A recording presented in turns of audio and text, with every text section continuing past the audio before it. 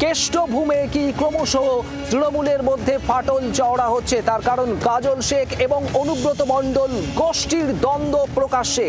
আর এবার আসরে অবতীর্ণ সাঁইথিয়া তৃণমূল ব্লক সভাপতি, কি বলছেন তিনি? অনুব্রত মণ্ডলের পাশে দাঁড়িয়ে একেবারে সরাসরি কাজল শেখকে নিশানা করেছেন সাঁইথিয়া তৃণমূল ব্লক সভাপতি।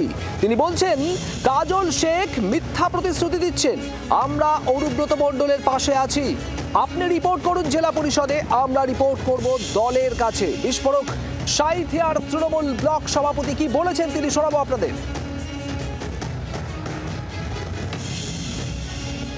বীরভূম জেলা তিলে তিলে দলটাকে গঠন করেছে কেষ্ট মণ্ডল। সেই জায়গাটা নেওয়ার জন্য অনেকেই মিথ্যা কথা বলে যাচ্ছে। সেই জায়গাটা ধরার জন্য কেষ্ট মণ্ডলকে চাপে রাখার জন্য উল্টো পাল্টা করে বেড়াচ্ছে। কিন্তু মানুষ সিদ্ধান্ত নেবে যে কেষ্ট মণ্ডল বীরভূম জেলাতে যে 11টা সিট আছে, কেষ্ট মণ্ডল ছাড়া জিতানোর ক্ষমতা কোনো নেই। যারা ফলি মারছে, মিথ্যা কথা বলছে, তারা সাময়িক ব্যবসা করছে দলটাকে নিয়ে। মিথ্যা কথা, ফাউতাবাজি, চালাকি, একটা মানুষকে নিয়ে একটা নিজেকে হাইলাইট করতে চাইছে। তাই আমি বলবো ভাই, আমরা দিদিকে দেখে দল করি, আমরা অভিষেক বন্দ্যোপাধ্যায়কে দেখে দল করি, আমরা কেষ্ট মণ্ডলকে দেখে দল করি, আমরা কেষ্ট মণ্ডলের সঙ্গে আছি।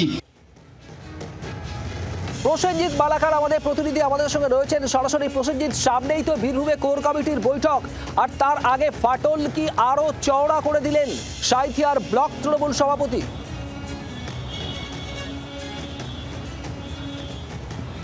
দেখো, একেবারেই তাই। যত সময় গড়াচ্ছে তত কিন্তু তৃণমূলের বীরভূম জেলার ফাটল আরও বেশি চওড়া হচ্ছে। তার কারণটা কি তোমাকে বলি। একদিকে সম্প্রতি দুদিন আগেই আমরা দেখেছিলাম এই সাঁইথিয়া এলাকার নেতৃত্ব এসে কাজল শেখের সাথে বৈঠক করেছিলেন দলীয় কার্যালয়ে, এবং তারপরে কাজল শেখ দাবি করেছিলেন জেলা পরিষদের উন্নয়নের কাজ নিয়ে আলোচনা হয়েছে। কিন্তু গতকালকে সেই সাঁইথিয়ার ব্লক সভাপতি একেবারে সরাসরি আক্রমণ করলেন জেলা সভাধিপতি কাজল শেখকে। তিনি বক্তব্যে কি বললেন? স্পষ্টত তিনি বলেছেন যে সভাধিপতি মিথ্যা প্রতিশ্রুতি দিচ্ছেন, কোনো কাজ করছেন না, এবং বীরভূম জেলায় 11টি বিধানসভায় 11টি যদি কেউ জয়লাভ করাতে পারে সেটা একমাত্র কেষ্ট মণ্ডল। এবং তিনি এটাও বলছেন যে কেষ্ট মণ্ডলকে বিভিন্নভাবে চাপে রাখার জন্য চালাকি করা হচ্ছে, বিভিন্ন কাজ করা হচ্ছে। অর্থাৎ তুমি বুঝতে পারছো যে অনুব্রত মণ্ডলের পাশে দাঁড়িয়ে সাঁইথিয়ার তৃণমূলের এই ব্লক সভাপতি সরাসরি কাজল শেখকে আক্রমণ করছে, যিনি কোর কমিটিরও কিন্তু অন্যতম সদস্যই সভাধিপতি কাজল শেখ। ফলে দলের গোষ্ঠীদ্বন্দ্ব যে একেবারে প্রকাশ্যে সেটা বলার অপেক্ষা রাখে না। এবং যে জায়গায় দাঁড়িয়ে ঘটনা ঘটছে, এরপরে তৃণমূলের অস্বস্তি আরো বেশি বৃদ্ধি পাচ্ছে। কারণ বীরভূম জেলায় জবে থেকে এই অডিও কার্যত অডিও বিতর্ক শুরু হয়েছে, এবং তৃণমূলের বীরভূমের রাজনীতির অন্দরে যে উত্তাপও বাড়ছে সেটা বলাই যায় প্রসেনজিৎ। আর এখানেই আপনাদের শোনাবো অনুব্রত মণ্ডলের অডিও ক্লিপ ভাইরাল হওয়ার পর, যে ক্লিপ নিয়ে সম্প্রতি নানা বিতর্ক, সেই ক্লিপ ভাইরাল হওয়ার পর কাজল শেখ তিনি কি বলেছিলেন শোনাবো আপনাদের।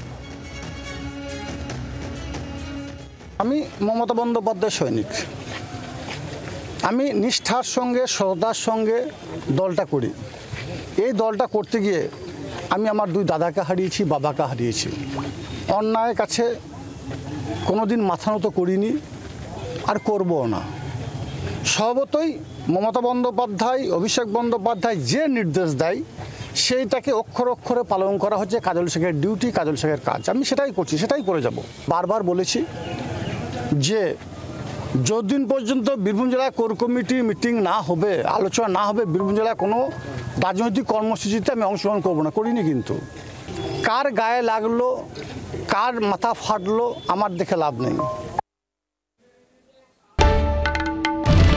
বাংলার আওয়াজ, বাঙালির আবেগ, জি 24 ঘন্টা।